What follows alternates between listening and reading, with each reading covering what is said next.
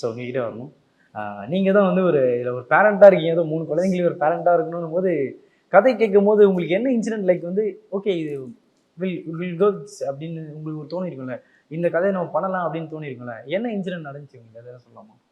இல்லை ஆக்சுவலாக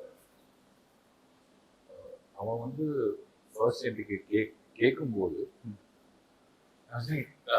not interest in acting anymore. நான் 10 வருஷமா நாங்கள் ட்ரை பண்ணிட்டு இருந்திருக்கோம். அட்லீஸ்ட் நான் வந்து என் வாழ்க்கைக்கு திரும்பி போயிட்டேன். அவன் போராடிட்டு இருந்தான்.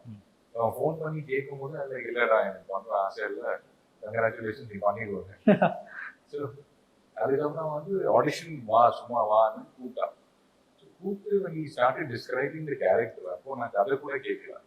அந்த கேரக்டர் சொல்லும்போது அப்போ தோன்றுச்சு, இந்த மாதிரி கேரக்டர் மட்டும் யாராவது எழுதுவாங்களா, அதுவும் எனக்காக இப்படி கிடைக்குமான்னு அந்த அமைப்பு மிஸ் பண்ண வேண்டாம், ஓகே பண்ணலாம்.